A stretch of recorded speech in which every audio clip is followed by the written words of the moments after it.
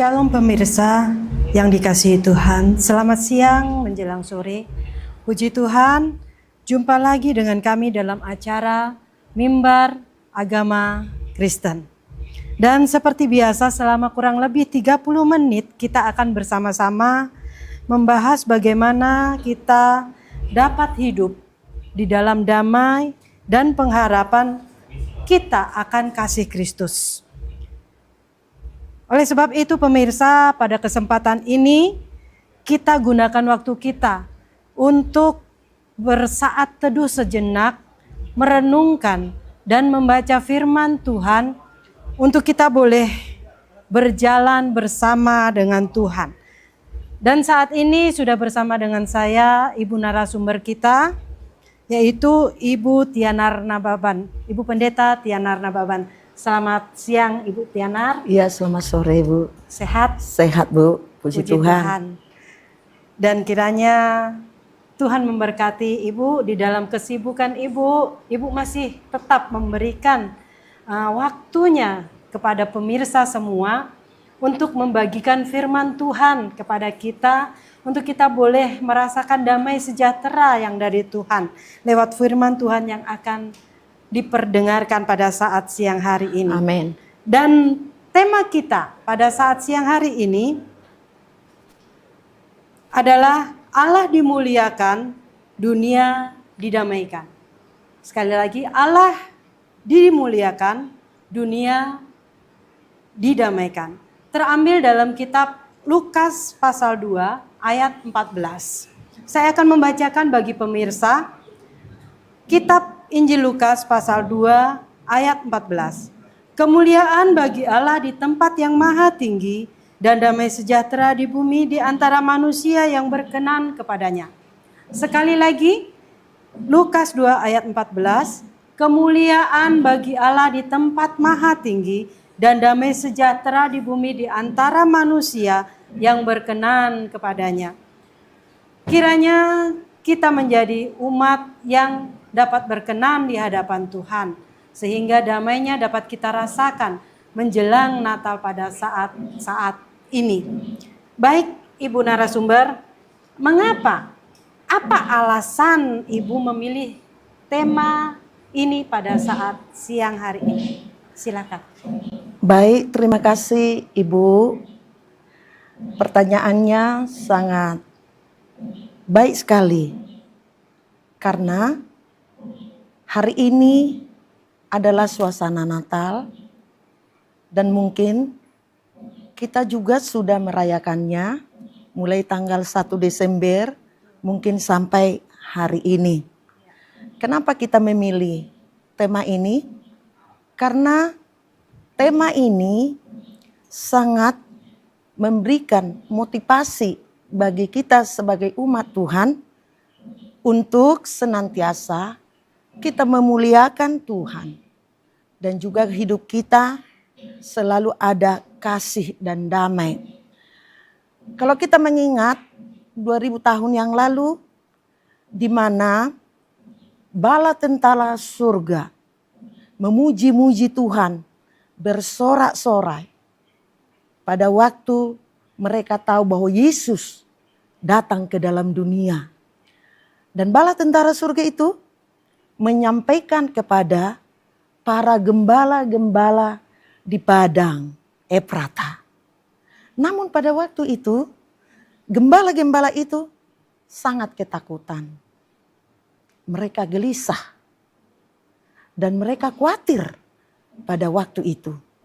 Sehingga bala tentara surga memuji Tuhan dan dikatakanlah dalam ayat ini, Lukas 2 ayat 14 ini, dikatakan kemuliaan bagi Allah di tempat yang maha tinggi dan damai sejahtera bagi orang yang berkenan kepadanya.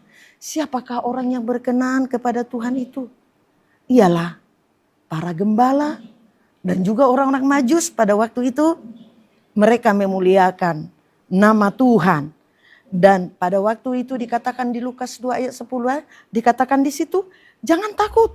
Sebab sesungguhnya aku memberikan kepadamu kesukaan besar untuk seluruh bangsa. Kesukaan besar.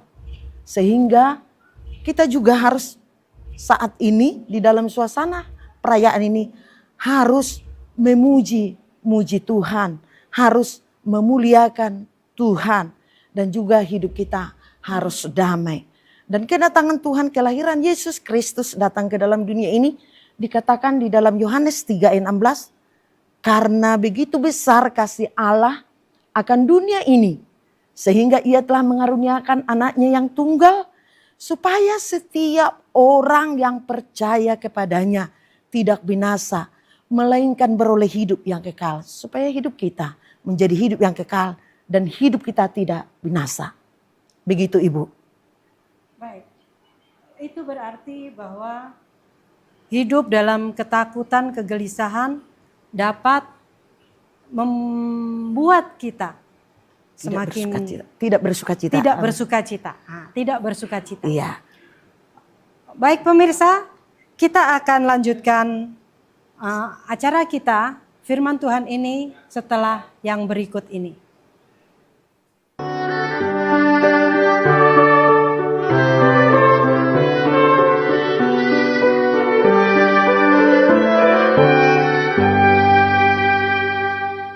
Terima kasih pemirsa sudah masih bersama dengan kami pada acara Mimbar Agama Kristen. Tadi sudah diulaskan mengapa memilih tema ini. Karena Allah ingin memberikan damai, sukacita, Natal bersama dalam kehidupan kita.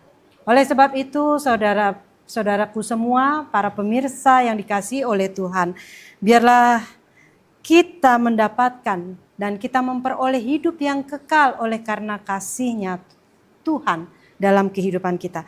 Baik, Ibu narasumber, apa tujuan dari kelahiran Yesus Kristus yang kita rayakan dalam momen Natal ini dalam kehidupan kita? Silakan Ibu langsung. Terima kasih Ibu.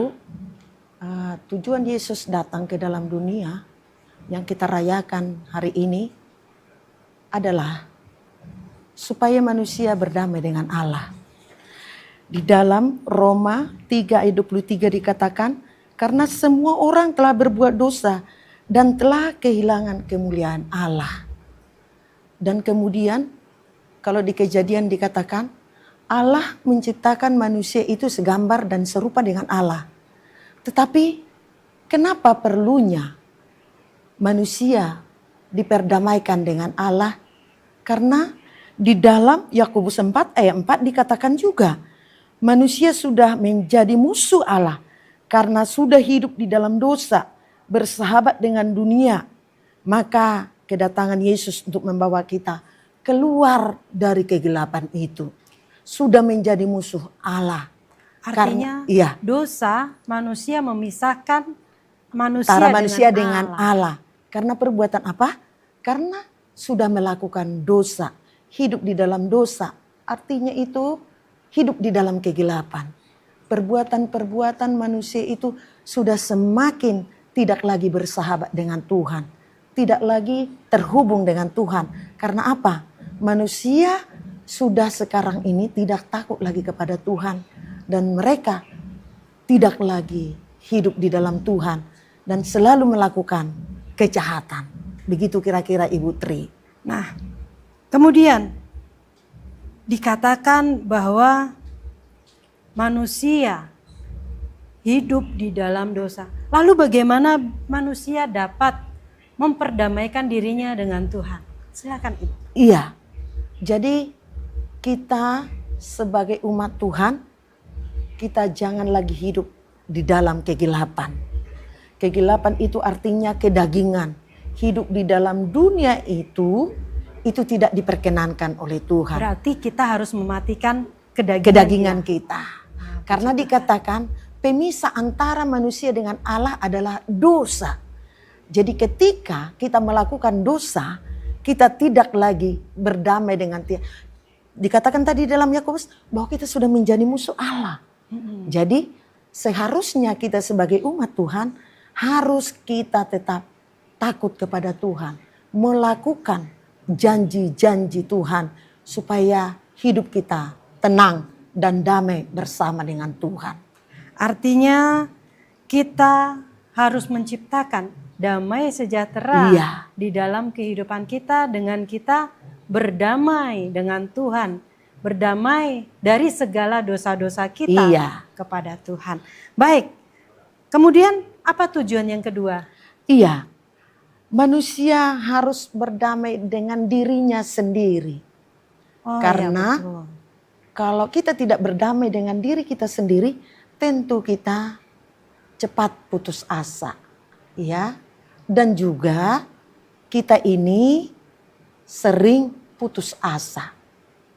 Putus asa. Namun firman Tuhan mengingatkan kita, Rasul Paulus berkata, aku melupakan apa yang ada di belakangku. Artinya masa lalu kita harus kita lupakan. Jangan ingat-ingat, karena mungkin masa lalu kita itu suram. Betul. Tapi kalau kita menjadi hidup baru, kita sudah bersama atau menerima Yesus sebagai juru selamat, tentu kita selalu berdamai dengan diri kita sendiri. Tidak ada lagi iri hati, tidak lagi ada dendam, kebencian. Dan ini yang membuat hati kita tidak damai. Ini tujuan Yesus datang ke dalam dunia supaya kita juga kita berdamai dengan diri kita sendiri.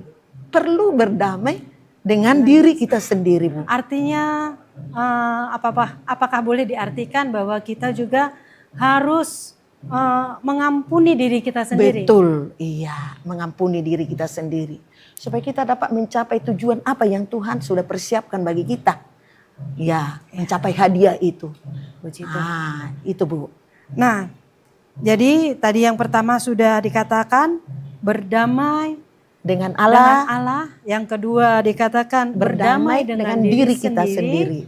Supaya kita dapat mencapai seperti yang tadi dikatakan beroleh hidup yang kekal. Nah, dan kemudian saya katakan Ibu Tri di Amsal 4 ayat 23 dia, jagalah hatimu karena dari sanalah terpancar kehidupan. Harus kita menjaga hati kita supaya kita bisa berdamai dengan diri kita sendiri. Sekali, iya. Itu yang sering dilupakan ya pemirsa, menjaga hati kita supaya jangan menyimpan dendam, iri hati, saling memaafkan, begitu, Bu. Artinya jalan keluar supaya kita menjaga hati adalah kita bisa mengampuni, memaafkan saudara kita. Seperti Yesus mengampuni kita. Iya, puji Tuhan. Iya. Kemudian Ibu narasumber, untuk yang ketiga, apa tujuan Yesus lahir ke dunia untuk untuk kita rayakan pada momen Natal hari-hari ini? Kita juga perlu berdamai dengan sesama. Sesama manusia, betul. Ya. Karena dikatakan Yohanes 15 ayat 12 dikatakan, inilah perintahku, yaitu supaya kamu saling mengasihi seperti aku mengasihi kamu. Matius 22 ayat 39, kasihilah sesama manusia seperti dirimu sendiri. Jadi kita harus mengasihi sesama kita. Nanti kita lanjutkan. Baik, terima kasih Bu narasumber, bahwa kita harus mengasihi sesama kita. Kita akan mendengarkan ulasan ini nanti setelah yang berikut ini.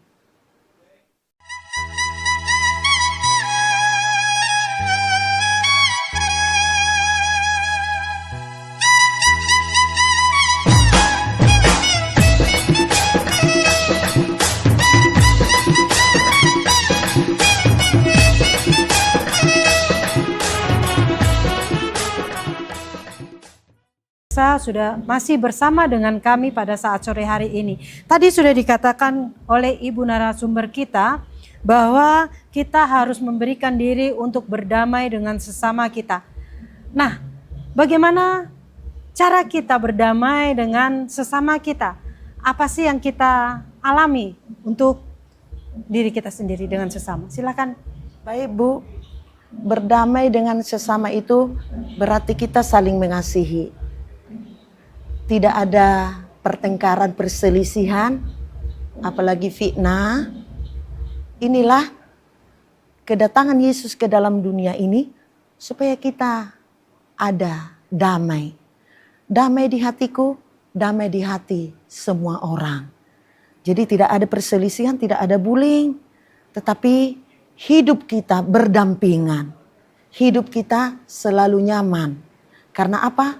Saling peduli antara satu dengan yang lain, Bu. Itulah tanda kasih kita Iya. kepada Yesus. Oke. Ya. Selanjutnya, untuk poin yang selanjutnya, silahkan Ibu narasumber. Baik, untuk selanjutnya kita perlu juga berdamai di tengah badai pergumulan. Mungkin ada pergumulan kita. Pergumulan anak mungkin, pergumulan pergumulan tetangga, pergumulan pekerjaan kita, apalagi ekonomi saat-saat sekarang ini. Pergumulan banyak yang kita alami. Namun saat ini kita juga harus memiliki pengharapan yang sesungguhnya ketika di dalam pergumulan ini kita harus tetap kuat dan kita harus tetap memuliakan Tuhan seperti tadinya gembala-gembala yang ada di padang itu mereka hidupnya gelisah dan takut. Maka firman Tuhan ini disampaikan kepada para gembala pada waktu itu. Maka dikatakan dalam Mazmur 62 ayat 1, hanya dekat Allah saja aku tenang. Daripadanya lah aku mendapatkan keselamatan. Jadi kita perlu dekat dengan Tuhan. Perlu kita selalu percaya kepada Tuhan. Bahwa Tuhan itulah yang selalu memberikan kedamaian. Itulah kehadiran Yesus datang ke dalam dunia yang kita rayakan hari ini. Dan di dalam Filipi 4 ayat 8. Dan akhirnya saudara-saudara dikatakan semua yang benar, semua yang mulia, semua yang adil, semua yang suci. Dan semua dikatakan disebut kebajikan patut dipuji. Pikirkanlah itu. Supaya bagaimana? Kita memuliakan Tuhan. Dan kita hidup berdampingan dan damai. Tuhan ada pada kita. Berarti hanya dekat dengan Tuhan dan mendekatkan diri dengan Tuhan, maka kita akan mendapatkan damai sejahtera. Iya. Baik, Ibu narasumber, tiba pada saat kesimpulan atau pesan Natal Ibu kepada pemirsa yang mendengarkan pada saat sore hari ini. Silakan Ibu narasumber. Bapak Ibu Saudara seiman di dalam nama Tuhan Yesus Kristus, pesan Natal pada saat ini buat kita semuanya adalah supaya kita berdamai dengan Allah dan kita tidak menjadi musuh Allah. Mari kita takut kepada Tuhan dan juga kita berdamai dengan diri kita sendiri, berdamai dengan sesama agar kiranya di momen Natal ini kita boleh memuji-muji Tuhan, kita boleh memuliakan Tuhan dan kita hidup damai karena Kristus sudah datang ke dalam dunia membawa damai dan menyelamatkan seluruh umat manusia. Dengan demikian kami mengucapkan selamat hari Natal. Tuhan Yesus memberkati kita semuanya. Amin. Baik pemirsa, terima kasih sudah bersama dengan kami selama 30 menit ini. Dan biarlah firman Tuhan yang disampaikan oleh Ibu narasumber kita pada saat sore hari ini memberkati kehidupan kita. Untuk kita terus dan tetap mendamaikan diri kita dengan Tuhan. Dan biarlah damai sejahtera Tuhan ada di dalam kehidupan kita. Kiranya Tuhan memberkati pemirsa semua. Terima kasih Ibu atas kehadirannya. Tuhan memberkati. Amin. Shalom.